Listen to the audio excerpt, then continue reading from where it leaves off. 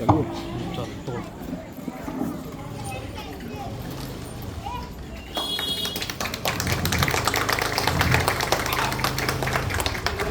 धन्यवाद, तुम्ही सगळे आले.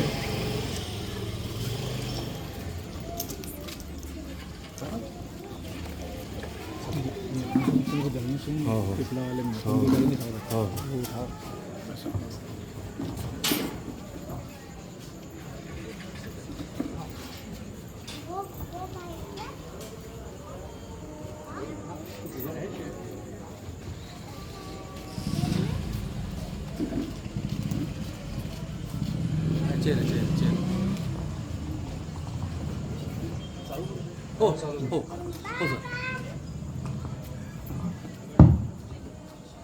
नमस्कार.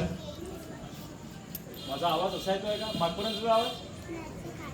सर तिकडे पण लोक उभे आहेत, माईक घ्यावं लागेल. अच्छा. सर्वप्रथम आपल्या सर्वांचं मी आभार मानतो की आपण इथे आलात. नितीनचे आभार मानतो की खूप छान मीटिंग त्यांनी अरेंज केली. गेन कमी करा गेन.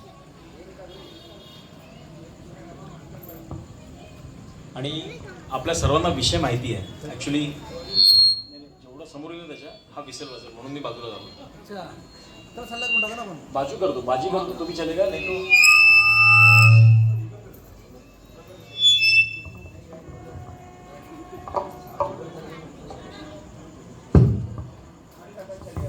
हॅलो, ठीक आहे आवाज?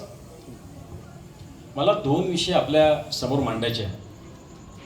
सगळ्यात महत्त्वाचं पहा की आपण, मी नागरिक या नात्याने म्हणजे 1 तारखेला ठरवलं की या वेळेला जेव्हा किंवा प्रचारासाठी किंवा कशाला जाईल तर एक संकल्प जरूर करेल की मतदानाची जी टक्केवारी आहे ती आपल्याकडे बरोबर होत नाही. नागपुरामध्ये सुद्धा प्रगत याच्यामध्ये आपल्याला माहिती आहे मागच्या वेळेला किती टक्के मतदान झालं?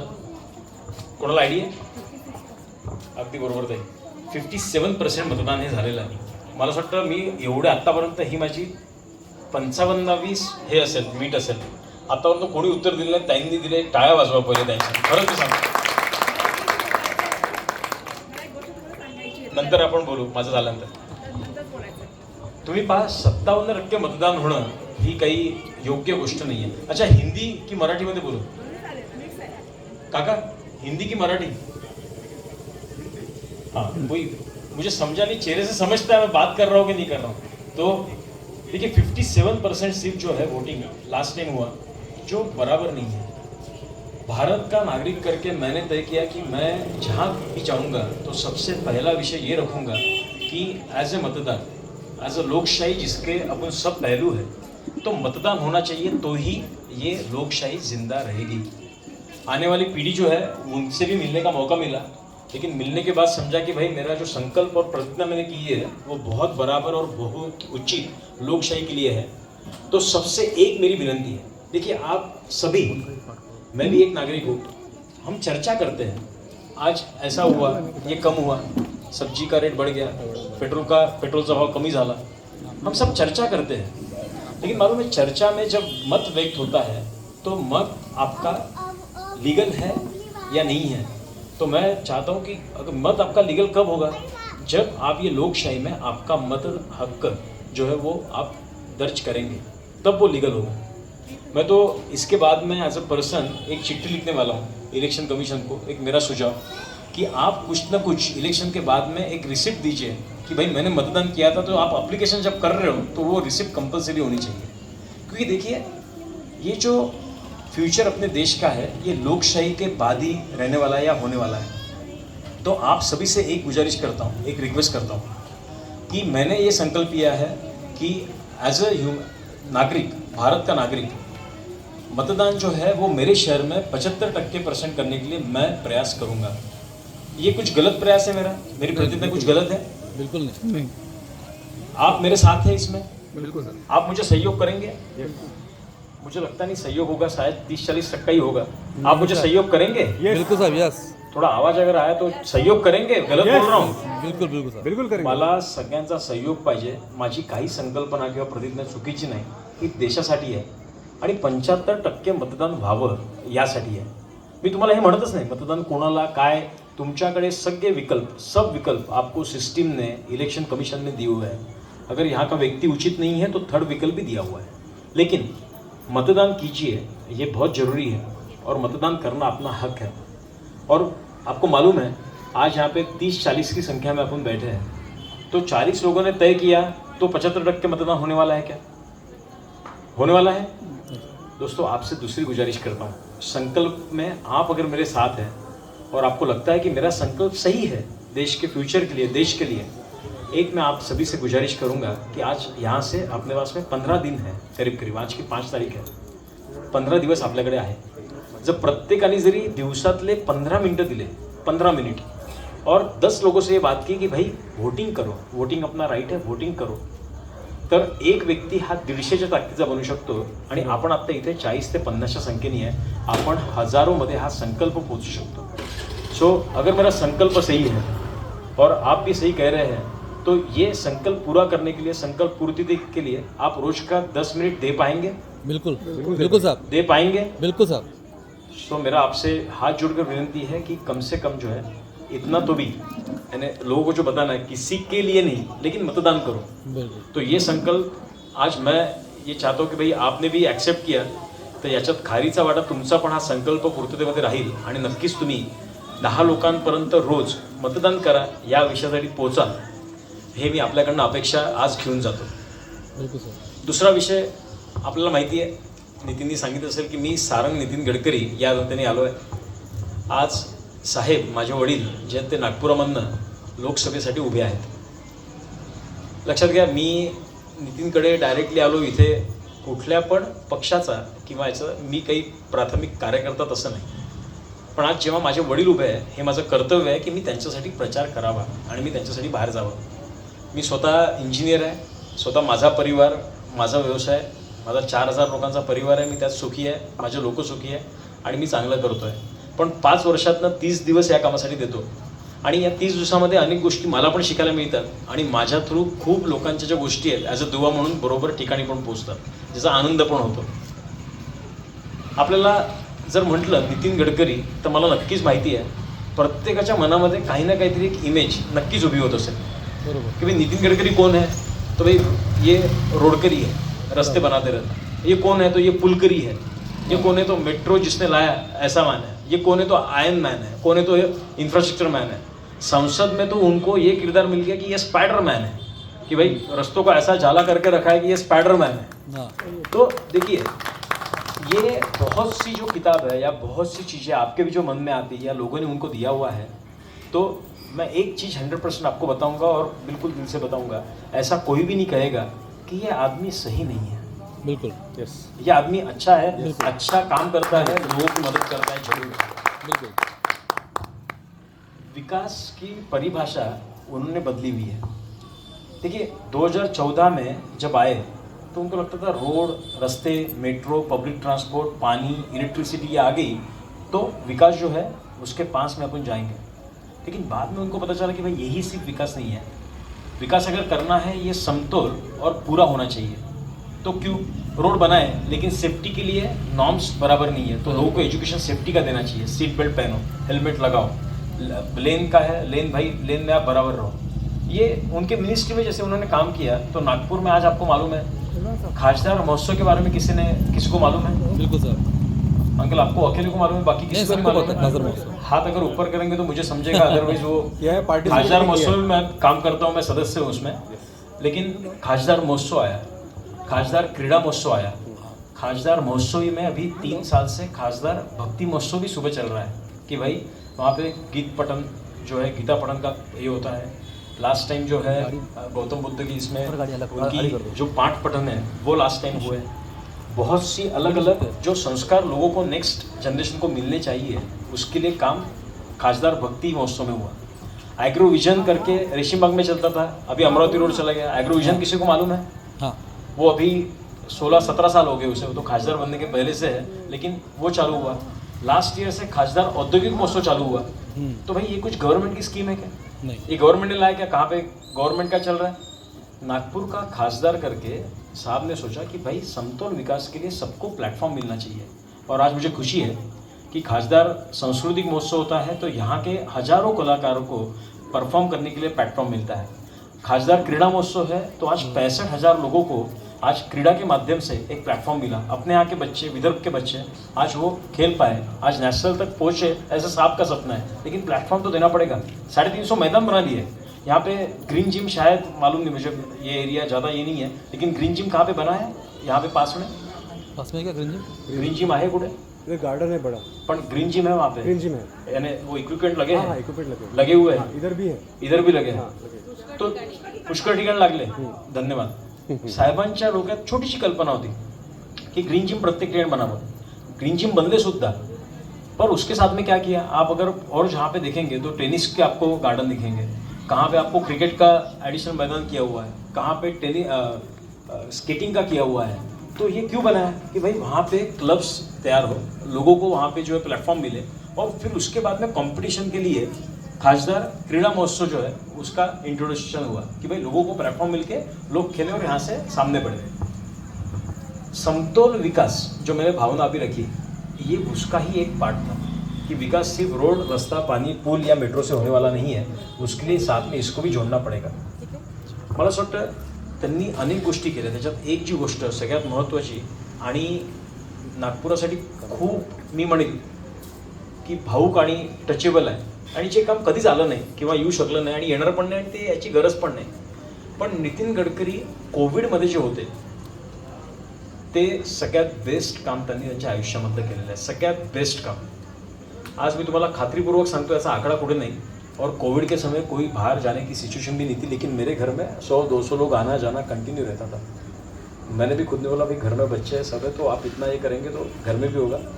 उनका आंसर था अरे आज नहीं निकलेंगे, आज नहीं मिलेंगे तो क्या काम का है, आज जर लोक वाचले तर उद्या बाहेर जाऊ शकतो, सगळे मिळून काय करायचं, क्योंकि रोज का एक ना एक परिचित जो है वो जाता था. और मेरे पास में फिगर तो एग्जैक्टली नहीं है, क्योंकि उस समय ऐसा था फिगर रखने का काम नहीं था, जो दे सकते थे, जो ला सकते थे, वो लाने का काम और देने का काम किया. आपको मालूम है रेमडेसिविर नागपुर में भी बना या नागपुर के पास बना, वो कैसे बना, किसी को आइडिया है? रेमडेसिविर इंजेक्शन के बारे में आप जानते हो?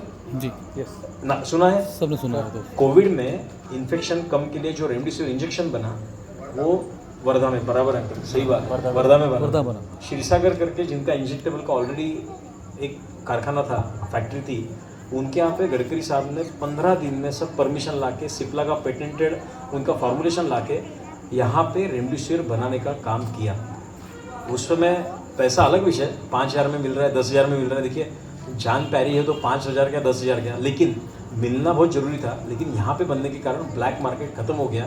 नागपुर में छोड़िए, नागपुर से पुणे, हैदराबाद, अदर सिटीज़ को रेमडेसिविर जा पाया और लोगों को सुविधा मिली.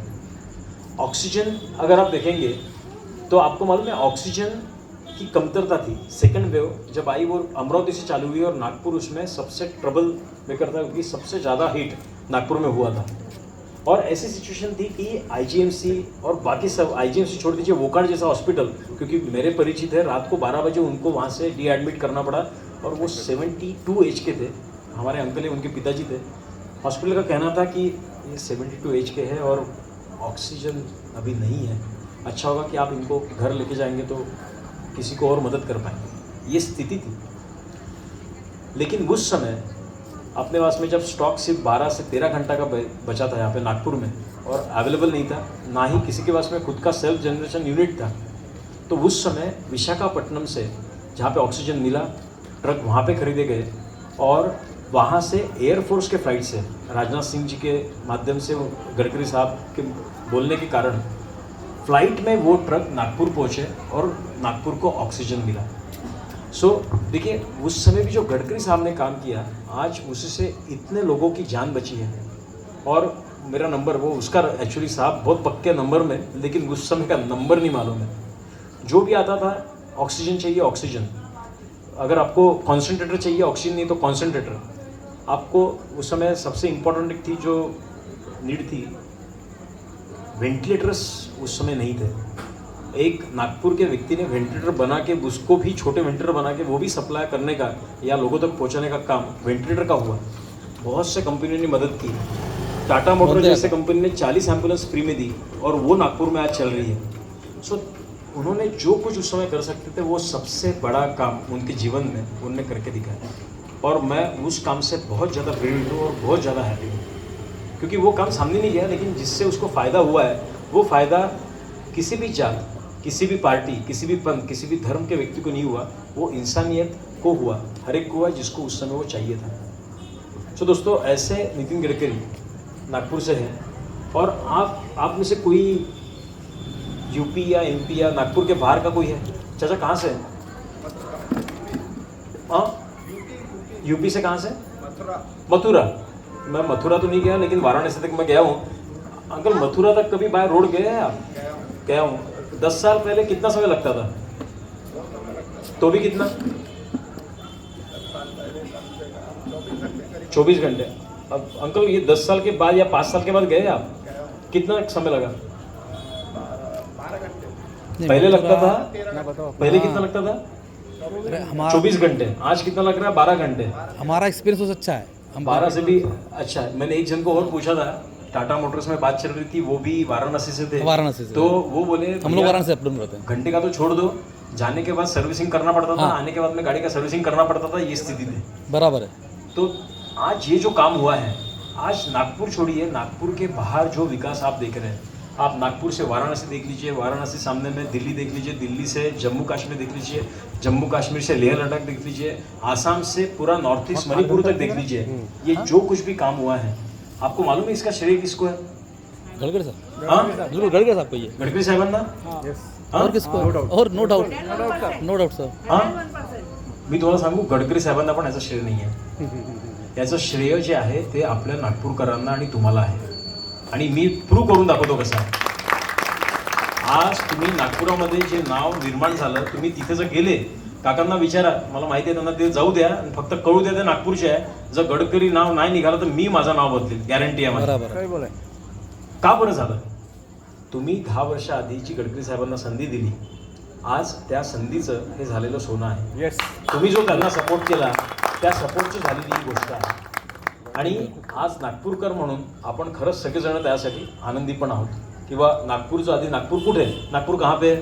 वो नीचे में कहाँ पे? हैदराबाद के पास में है, ऐसा है। आज नागपूर कुठे ना, नागपूर इथं नागपूर होता, इथे मेट्रो आहे, इथली मेट्रोची टीम पुण्याचं मेट्रो बनवते, हे विश्वासानं हक्काने म्हणू शकतो आपण। पण हे सगळं जे झालं ना, हे आपल्याकडे असलेल्या नेतृत्वामुळे झालं। पैसा आत्ता पण आला, आज 1 लाख करोडची कामं झाली भारतामध्ये। गडकरी साहेबांच्या यांनी किती कामं झाली मला पण आकडे पहिले साफ करायला लागतील, मला माहीत नाही, आणि चुकीचा आकडा मी बोलणार नाही। आज 1 लाख करोडचे कामं नागपुरात झाले, लाखो करोडचे कामं हे देशात झाले, आणि या सगळ्यांचं श्रेय आपल्याला आहे। कारण की जर ते खासदार नसते, आपण संधी नसती दिली, तर ते आज मंत्री नसते, आणि जर मंत्री नसते तर हे कामं आज होऊ शकली नसते। माझं आपल्या सगळ्यांना एकच विनंती आहे, मी जास्ती वेळ याच्यावरती घेणार नाही। मी आपल्याला एक रिक्वेस्ट केली की मतदान करा, मतदान आपला हक्क आहे। दुसरी रिक्वेस्ट मी गडकरी साहेबांसाठी केली, ती याच्यासाठी केली की बा असा विजनरी, असा ॲडमिनिस्ट्रेटिव्हली स्ट्रॉंग, आणि ज्याच्याकडे काहीतरी करून दाखवण्याची क्षमता है, जो काहीतरी करू शकतो, जे आपण अनुभवला है, जो आपने देखा है।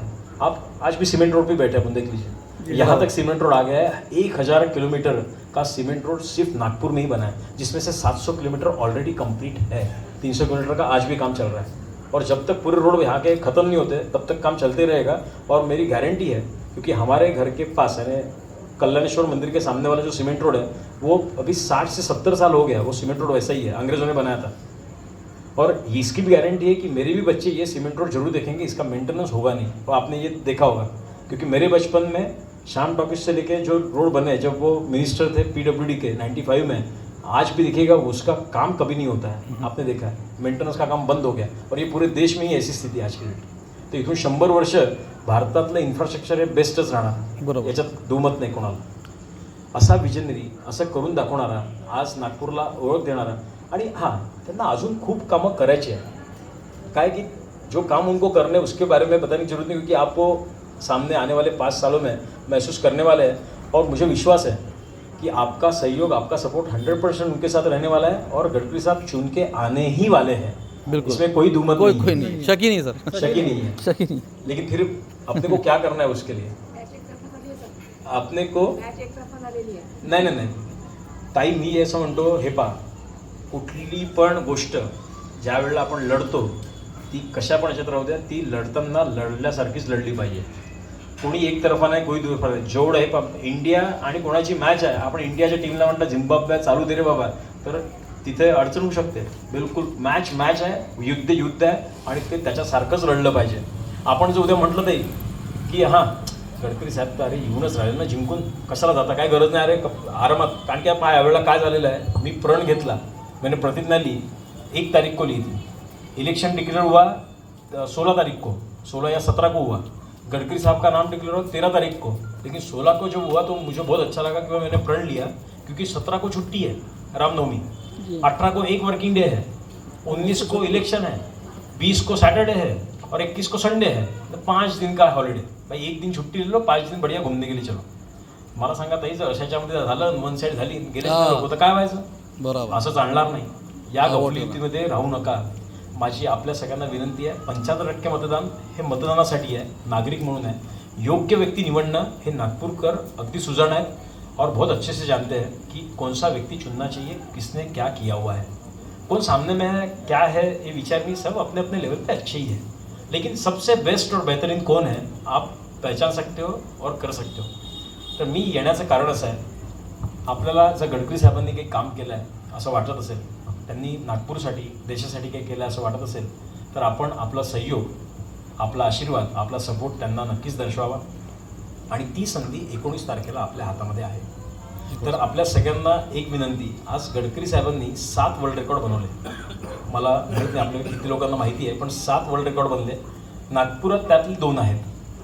मेट्रोचा जो वर्धा रोडचा ब्रिज आहे, 3.5 किलोमीटर का, दैट्स अ ब्रिज, एशिया में ये एक वर्ल्ड रिकॉर्ड है. डबल डेकर 3.5 किलोमीटर का ब्रिज, वो एक वर्ल्ड रिकॉर्ड है. और वही ब्रिज पे पब्लिक ट्रांसपोर्ट के 3 मेट्रो स्टेशन, ये दूसरा वर्ल्ड रिकॉर्ड है. मी आपल्याला एक विनंती करायला आलो, गडकरी साहेबांनी जे वर्ल्ड रेकॉर्ड बनवले, किंवा तुम्ही वर्ल्ड रेकॉर्डच्या ज्यात लिंकामध्ये सगळ्याच्यात पाहून घ्या, सगळे वर्ल्ड रेकॉर्ड हे लोकांनी स्वतःसाठी बनवले आहे. एवढा दिवस चालला, एवढा दिवस पिलं, एवढं खाल्लं. गडकरी साहेबांनी सगळे कॉन्क्रीटचे रेकॉर्ड, सगळ्या गोष्टीचे ते देशवासियांसाठी, नागपूरकरांसाठी आणि लोकांसाठी केलेले आहे. आपण नागपूरकर म्हणून आपण एक वर्ल्ड रेकॉर्ड गडकरी साहेबांसाठी करू शकतो का? येस, आपण करायला पाहिजे का? बरोबर पाहिजे, बरोबर पाहिजे, केला पाहिजे. केलं पाहिजे. तुमचा जो रिस्पॉन्स आहे त्यावरनं मला वाटत नाही की वर्ल्ड रेकॉर्ड आपण बनवू शकतो. आपण केला पाहिजे का? हो, बिलकुल बिलकुल साहेब, केला पाहिजे, खरंच केला पाहिजे हो का? साहेब. काकांचं काही मागच्या लोकांचं ते अजून पण विचारत आहे, पण विचार नक्की करा. 5 लाख मला असं वाटतं की वर्ल्ड रेकॉर्ड खरंच आपण केला पाहिजे. त्यांनी एवढं नक्कीच केलं आहे की त्यांच्यासाठी आपण आपली 10 मिनिटं काढू शकतो, 19 तारखेला जाऊन मतदान करू शकतो. आणि वर्ल्ड रेकॉर्ड करायचा असेल तर आपल्या सर्वांना पुढची एक विनंती आहे की कमीत कमी हा जो मेसेज आहे, जो मी दिला, जो सांगण्याचा प्रयत्न केला, ॲज अ मुलगा म्हणून सांगण्याचा प्रयत्न केला, तुम्ही हा स्वतः पर्सनल त्यांचा मेसेज आहे असं समजावा आणि आपण जास्तीत जास्त लोकांपर्यंत हा स्प्रेड करावा. मी पुन्हा एकदा नितीन भाऊंचं, सर्व पार्वतीनगरमधल्या नागरिकांचं, आपलं सगळ्यांचं पुन्हा एकदा आभार मानतो की हा तसा वेळ फार महत्त्वाचा आहे. सगळ्यांना मला माहिती आहे आता जेवणाची येण्याची घाई असेल, पण आपण इथे आलात, मला ऐकलं, माझे विचार ऐकलेत आणि मला नक्की विश्वास आहे की आपण याचं पॉझिटिव्ह काहीतरी घेऊन जाऊ आणि जो वर्ल्ड रेकॉर्ड विश्वविक्रम बनणार आहे त्याच्यात आपला खारीचा वाटा हा नक्कीच राहील. मी आपल्या सर्वांचं पुन्हा एकदा आभार मानतो आणि जे समोरचं मोठा महोत्सव जो भारतामध्ये येतो आहे, जो लोकशाहीचा महोत्सव आहे, त्या महोत्सवाच्या आपल्या सगळ्यांना शुभेच्छा देतो आणि माझ्या वाणीला विराम देतो. धन्यवाद. धन्यवाद सराई साहेब. जेव्हा तुम्ही इथे आले आणि संख्या आणि तुम्ही दोघांना बघून मी म्हणजे शिवरिंग करत होतो की आता काय होईल बघ.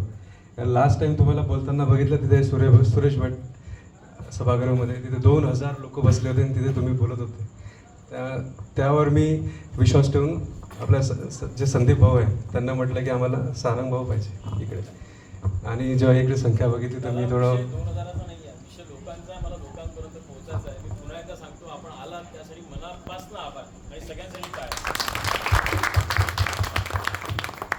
हेलो हेलो, आपका बातें, आपका भाषण मुझे बहुत अच्छा लगा.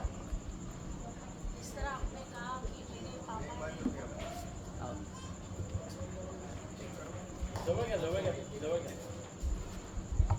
ने जिस तरह आपने कहा कि मेरे फादर ने वर्ल्ड रिकॉर्ड करे हैं. मेरा आज 54 का एज है, लेकिन मैंने अभी तक एक भी वोट नहीं डाला क्योंकि मुझे कोई प्रॉपर ये नहीं मिला. और जैसा कि आप बोल रहे हैं कि पीछे के लोग कुछ भी नहीं बोल रहे हैं, क्योंकि उसके पीछे बहुत बड़ा रीज़न है। यहाँ कुछ बुजुर्ग भी हैं बैठे और कुछ लंगड़े भी लाचार है। मैं खुद लंगड़ी हूँ, मैं वहाँ से चलते चलते खास आप आए हैं करके, जिस तरह आपने बोले कि मेरे पापा ने मैसेज देने बोला है, तो मैं भी चाहती हूँ कि हमारा मैसेज आपके पापा तक पहुँचे। जिस तरह आप इस गली पे आए हैं, इस गली का जो सामने का साइड दिख रहा है वो आपके आने की खुशी में सफाई हुई है। ना तो यहाँ स्वीपर आते हैं और ना यहाँ कोई काम होता है। अभी तो यहाँ पूरा सूखा दिख रहा है, नहीं तो शाम हुई कि यहाँ पूरा ये कोने से लेके वो कोना तक पानी बहते रहता है। और जिसको मैं जानती हूँ, जैसे मैंने अभी सिर्फ ठाकरे का नाम नाम सुना है, लेकिन कौन है अभी तक देखा नहीं। घड़ी घड़ी को तो हम लोग न्यूज़ चैनल में देखते रहते हैं, लेकिन आज पहली बार उनके बेटी के दर्शन हुए। लेकिन मैं चाहती हूँ कि मेरा मैसेज यही होना चाहिए, इस गली के जो गटर लाइन है, पिछले 55 साल की बुजुर्ग यहाँ बैठी है, वो गटर लाइन के लिए बेचारी बड़ी मुश्किल उठा रही है। और सिर्फ वही नहीं, हम लोग कई लोग हैं जो ये गटर के लिए हम बहुत परेशान हैं। अभी भी आप हमारे घर आके देखो, पूरा लैट्रिन से बह रहा है हमारा पीछे का भाग। लेकिन कई चलो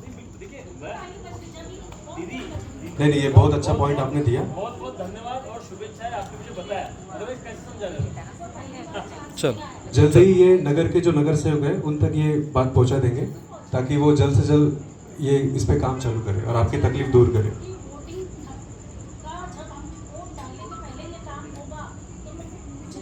ठीक है, चलो कंटिन्यू दीदी, करो। मैं झूठ तो नहीं बोलूँगा, आपका जो विषय है मैं प्रॉपर प्लेटफॉर्म पे पहुँचाऊंगा। ये 5 दिन में होगा, 10 दिन में, ये कैसे है मुझे मालूम है कि विषय क्या है, बराबर। लेकिन आपका विषय प्रॉपर जगह पहुँचेगा, ये जरूर आपको आता है। ठीक मैं तो नेता नहीं हूँ, तो इसलिए टेंशन मत पहुंच लीजिएगा। जाएगा, जो है वो ये करूँ। चलो पहुंच जाएगा। चलिए, सब क्लोज करो ना, सब क्लोजिंग। ऐसे बहुत से प्रॉब्लम्स रहते हैं, लेकिन अपने देश की तरफ भी ध्यान देना चाहिए। गडकरी साहब जो है, repeat अजून बोलायचं. मी माझ्या याच्यात सांगितलं की मतदान करणं आवश्यक आहे. आता ताईंनी पण सांगितलं आणि लक्षात घ्या, मतदान करणं का आवश्यक आहे हे त्यांनी प्रूव्ह करून दिलं, मला सांगायची गरज नाही आहे. आपण ज्या वेळेला कुठला पण लोकनेता निवडतो, आज हे जे चालू आहे इलेक्शन, हे देशासाठीचं चालू आहे. देशाच्या पॉलिसीज, देशामधल्या गोष्टी, देशामधल्या सगळे, मी हे मान्य करतो, सिस्टीममध्ये प्रत्येकजण हा काम करायला आहे. पण हे जे आत्ताच्या गोष्टी होतात आहेत, मी पुन्हा एकदा क्लिअर करतो, पार्टी, व्यक्ती याचा संबंध, मी याचं कारण माझ्या वडील आहे, मी वडिलांसाठी आलो. BJPचा झेंडा नाही, BJPसोबत चाललो नाही आणि मला पार्टीचं नाव नाही घ्यायचं, हे लक्षात घ्या. असून नसून जिथे आहे तिथे राहणार आहे. पण ठीक आहे, मी काम करत नाही, मी सोशल वर्कर आहे, गोरक्षणचं काम करतो, स्वतःची कंपनी आहे ते करतो.